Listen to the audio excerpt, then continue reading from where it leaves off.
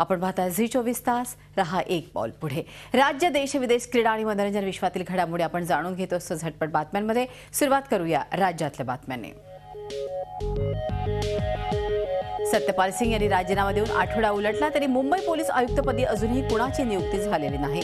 मुख्यमंत्र्यांमुळे police आयुक्तांची नियुक्ती रखडल्याचा आरोप राष्ट्रवादी काँग्रेसने केलाय, तर काँग्रेसने मात्र हा आरोप फेटाळून लावलाय। काँग्रेस राष्ट्रवादीच्या या वादात मुंबईला नवा पोलीस आयुक्त कधी मिळणार हा प्रश्न मात्र अनुत्तरितच आहे।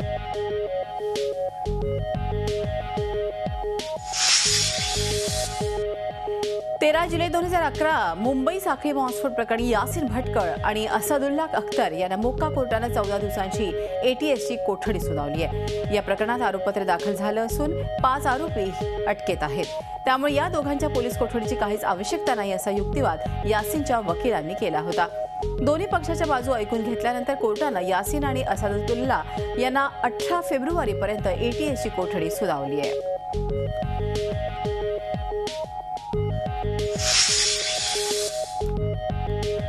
कोल्हापुरातील आयआरबीच्या टोल विरोधात रान उठलं असताना राज्य सरकारने अखेर त्याची दखल घेतली आहे। आयआरबी कंपनीने तयार केलेल्या रस्त्यांचं फेरमूल्यांकन करण्याचे आदेश मुख्यमंत्री पृथ्वीराज चव्हाण यांनी दिले आहेत। गृहराज्यमंत्री सतेज पाटील यांनी ही माहिती दिली आहे। आयआरबीच्या टोलचं ऑडिट होणार असल्याचंही सतेज पाटील यांनी सांगितलं।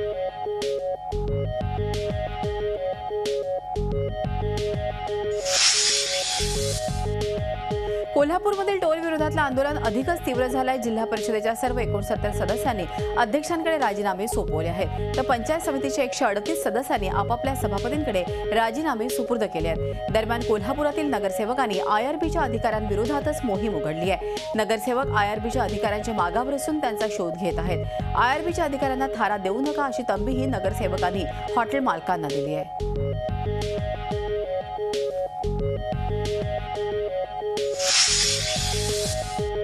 पुण्यात 9 फेब्रुवारीला होणारी मनसे अध्यक्ष राज ठाकरेंची सभा अडचणीत आली आहे। पोलिसांनी अलका चौकात सभा घेण्याची परवानगी नाकारल्यानंतर मनसेने एसपी कॉलेजच्या मैदानावर सभा घेण्याचा प्रयत्न चालवला आहे। मात्र एसपी कॉलेज हे गेल्या काही दिवसांपासून परवानगी देण्यास कसरत आहे, त्यामुळे सपाच्या मैदानातील सभेवरही प्रश्नचिन्ह निर्माण झालं आहे।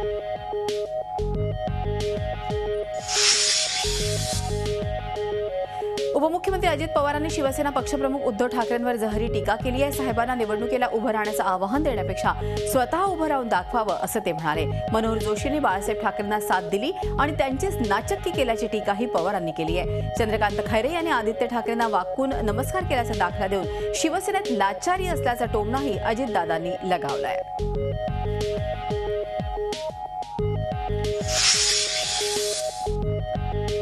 सुरक्षा रक्षकाच्या पिस्तुलाबरोबरच फोटो काढणं राष्ट्रवादीचे खासदार उदयनराजे भोसले यांना भोवलेलं आहे। सुरक्षा रक्षक विनोद माने यांच्या पिस्तुलाबरोबर काढलेल्या फोटोची गंभीर दखल साताऱ्याचे एसपी प्रसन्ना यांनी घेतली आहे। या प्रकरणी त्यांनी सुरक्षा रक्षक विनोद मानेची 2 वर्षांची वेतनवाढ रोखली आहे। तसंच पोलीस महासंचालकांना पत्र लिहून उदयनराजेंची सुरक्षा काढून घेण्याची शिफारस केली आहे। 3 ते 4 दिवसांपूर्वी उदयनराजेंनी सुरक्षा रक्षकाच्या पिस्तुलाबरोबर फोटो काढला होता। हा फोटो व्हॉट्सअप आणि फेसबुकच्या माध्यमातून पसरल्यानं चांगलीच चर्चा रंगली होती। मात्र त्याचा चांगलाच फटका उदयनराजेंना बसलाय।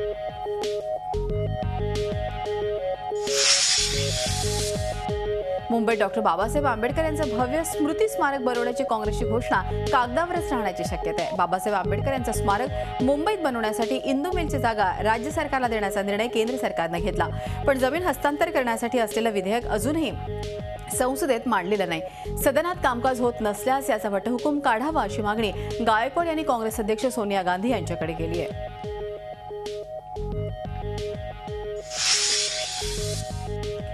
केंद्रीय मंत्री राजू शुक्ला यांनी स्वस्तात लाटलेला अंधेरीतला भूखंड परत करण्याबाबत टाळाटाळ करत असल्याचं पुढे आलंय।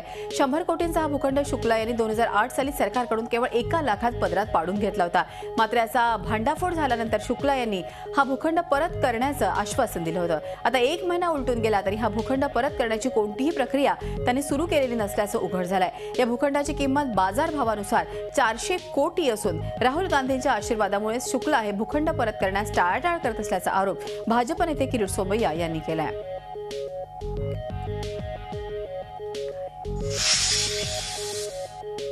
मुंबईत एका कुटुंबात एक कार असं धोरण राबवता येईल का याबाबत हायकोर्टानं आरटीओला सूचना केली आहे। मुंबईतली ट्रॅफिक जामची समस्या आणि कार पार्किंगची समस्या यामुळे सुटू शकेल असं कोर्टानं आरटीओला म्हटलंय। तसंच मुंबईत वाढत्या वाहनांमुळे प्रदूषणाची समस्याही वाढते। एक कुटुंब एक कार या धोरणामुळे प्रदूषणाच्या समस्येवर थोड्याफार प्रमाणात नियंत्रण मिळवणं शक्य होईल असं कोर्टानं आरटीओला म्हटलंय। मुंबईकरांना 24 तास स्वच्छ पाण्याचा पुरवठा करण्यासाठी महापालिकेने सुमारे ₹250 कोटी रुपयांचा मुंबई जलवितरण सुधारणा कार्यक्रम हाती घेतलाय। सुएझ एन्व्हायरमेंट इंडिया कंपनीला काम दिलं जाणार आहे। जगातील इतर मोठ्या शहरातील जलवितरण व्यवस्थेचा अभ्यास करून त्याप्रमाणे मुंबईतील परिस्थितीचा विचार करून त्याची अंमलबजावणी केली जाणार आहे। यामध्ये जलवाहिन्यांचे सर्वेक्षण आणि GIS मॅपिंग केलं जाईल।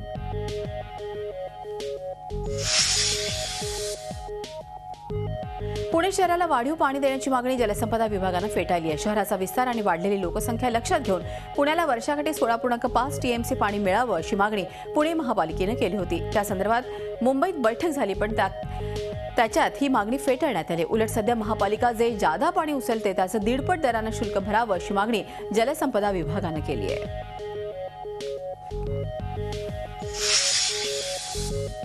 पुणे महापालिकेने धनकवडी परिसरात नवीन नाट्यगृह उभारलंय। लोकशाहीर अण्णाभाऊ साठे यांचं नाव नाट्यगृहाला देण्यात आलंय। आता या नाट्यगृहाच्या उद्घाटनावरून वाद रंगलाय। महायुतीच्या वतीनं आज या नाट्यगृहाचं उद्घाटन करण्यात येणार आहे, तर महापालिकेनं शनिवारी केंद्रीय कृषी मंत्री शरद पवार यांच्या हस्ते या नाट्यगृहाचं औपचारिक उद्घाटन ठेवलंय। त्याला विरोध करत महायुतीच्या नेत्यांनी एक दिवस आधीच उद्घाटनाचा घाट घातलाय। महायुती आणि काँग्रेस राष्ट्रवादी दोन्ही आघाड्या नाट्यगृहाच्या कामाचे श्रेय स्वतःला घेण्याचा प्रयत्न करतात।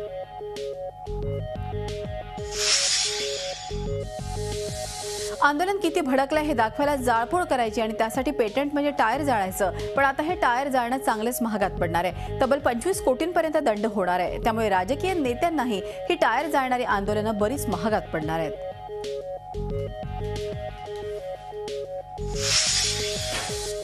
औरंगाबादची ऐतिहासिक शहर अशी ओळख मात्र आता ही ओळखच पुसली जाते। शहरातल्या ऐतिहासिक 52 दरवाजांचे 3-13 झालेच आहेत, मात्र आता तर एकेकाळी 100हून अधिक ऐतिहासिक असलेले बगीचेही उरलेले नाहीत।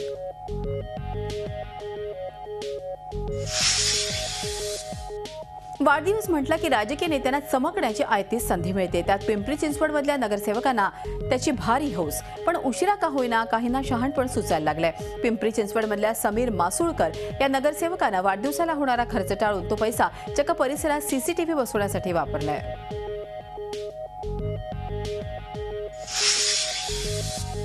फोनमधल्या ॲपची भुरळ सुप्रीम कोर्टालाही पडली आहे। सुप्रीम कोर्टामधल्या केसेसची सगळी माहिती आता एका ॲपवर उपलब्ध होणार आहे। सुप्रीम कोर्टाच्या मागणीवरून सीडॅकनं हे ॲप विकसित केलंय। या नव्या ॲपमुळे सुप्रीम कोर्टातल्या कामाची माहिती देणारा डिस्प्ले बोर्ड, खटल्याची स्थिती दाखवणारे केस स्टेटस, विविध प्रकरणांवरच्या सुनावण्यांचे टाइम टेबल, सुनावण्यांसाठीचा कोर्ट नंबर आणि विविध निकाल अशी माहिती उपलब्ध होऊ शकणार आहे। अँड्रॉइड, आयस्टोअर, विंडोज अशा 3 OS वर हे ॲप ऑपरेट करता येणार आहे। ग्रामीण भागातील इंदापूर महाविद्यालयानं पुणे विद्यापीठाचा उत्कृष्ट महाविद्यालय म्हणून प्रथम क्रमांकाचा पुरस्कार पटकावलेला आहे। नाविन्यपूर्ण उपक्रम राबवून इंदापूर कला, विज्ञान आणि वाणिज्य महाविद्यालयानं हा गौरव प्राप्त केलाय। मुलींचे सुसज्ज वसतिगृह, भव्य विज्ञान इमारत, मुलामुलींसाठी स्वतंत्र अभ्यासिका, महाविद्यालय परिसरात CCTV कॅमेरे, बॉटनिकल गार्डन, ऊर्जा बचतीसाठी पॉवर स्टेशन उभारणी, सुसज्ज ग्रंथालय अशा सुविधांमुळे इंदापूर कॉलेज वैशिष्ट्यपूर्ण ठरलंय।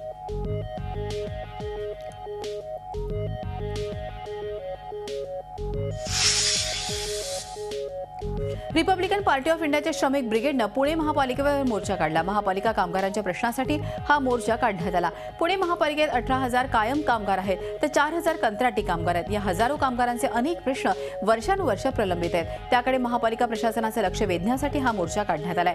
कामगारांच्या मागण्या मान्य न झाल्यास काम बंद आंदोलनाचा इशारा देण्यात आलाय। जळगाव जिल्हा मध्यवर्ती सहकारी बँकेत संचालकांनी केलेल्या घोटाळ्याप्रकरणी चौकशीची मागणी बँकेचे संचालक असलेले विरोधी पक्षनेते एकनाथ खडसे करत नाहीत असा आरोप मनसेने केलाय। विविध मागण्यांसाठी मनसेकडे जळगाव जिल्हा बँकेच्या गेटवर आमरण उपोषण करण्यात आलं। बँकेत सर्वच पक्षातील मोठे लोकप्रतिनिधी आहेत, त्यामुळे या प्रकरणाची निष्पक्षपणे चौकशी करण्याची मागणी मनसेने केली आहे।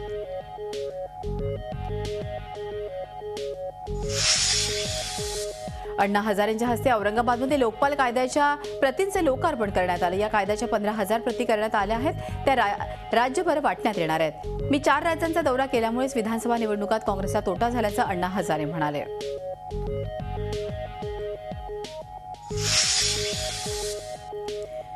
चुकीच्या गटाचे रक्त दिल्यानं एका रुग्णाचा मृत्यू झाल्याचा धक्कादायक प्रकार नागपूरच्या इंदिरा गांधी शासकीय वैद्यकीय महाविद्यालय आणि रुग्णालयात घडलाय। परशुराम कोलते नावाच्या 60 वर्षांच्या रुग्णाचा यात मृत्यू झालाय। या प्रकरणाने संतप्त मृतांच्या नातेवाईकांनी घोषणाबाजी केल्यानं रुग्णालयात काही वेळ तणावाचं वातावरण होतं। दरम्यान या संपूर्ण प्रकरणाचा तपास करत दोषींवर कारवाई करणार असल्याचं रुग्णालय प्रशासनानं सांगितलंय। परभणीत पोलिसांनाच पोलिसाचा चाकूने भोसकून खून केल्याची घटना घडली आहे। नानकपेठ पोलीस ठाण्यात कार्यरत असलेले खंडेराय सोडगीर हनुमान टेकडी चौकीवर ड्युटीसाठी आले होते। या ठिकाणी कोतवाली पोलीस ठाण्यात ड्युटीवर असलेले आरिफ फारुकी हे आले। दोघांमध्ये बाचाबाची झाली आणि त्यानंतर फारुकी यांनी सोडगीर यांच्यावरती चाकूने वार केले। सोडगीर यांना जिल्हा रुग्णालयात दाखल करण्यात आले, मात्र त्यांचा मृत्यू झाला। राष्ट्रीय स्वयंसेवक संघाचे सरसंघचालक मोहन भागवत यांच्या सहमतीने समझोता एक्सप्रेस हैदराबादमधली मक्का मशीद आणि अजमेरमधल्या दर्ग्यामध्ये बॉम्बस्फोट झाल्याचा खळबळजनक दावा या स्फोटातील आरोपी स्वामी असीमानंद यांनी केलाय। राष्ट्रीय स्वयंसेवक संघाने असीमानंद यांचे सारे आरोप फेटाळलेत। संघ नेतृत्वाला बदनाम करण्याचे हे सरकारचे राजकीय षडयंत्र असल्याचा आरोप संघाचे नेते राम माधव यांनी केलाय।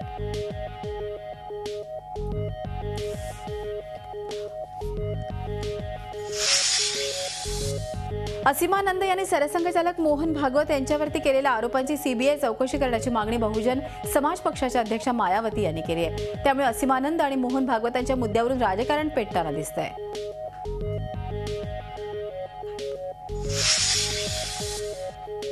वेगळ्या तेलंगणा राज्याच्या मुद्द्यावरून संसदेचं कामकाज दुसऱ्या दिवशी होऊ शकलं नाही। तेलंगणाच्या मुद्द्यावरून लोकसभेत एका अविश्वास ठराव मांडण्याची मागणी 3 सदस्यांनी केली। यात काँग्रेसच्या एका खासदाराचाही समावेश होता। त्यामुळे सभागृहात गोंधळ झाला।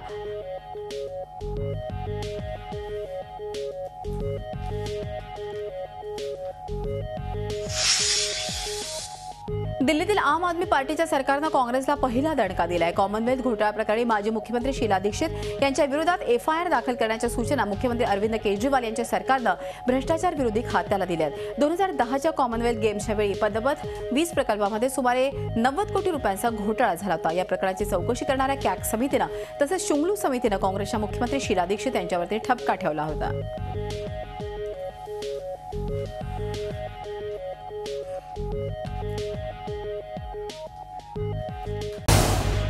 झी 24 तास रहा एक पाऊल पुढे।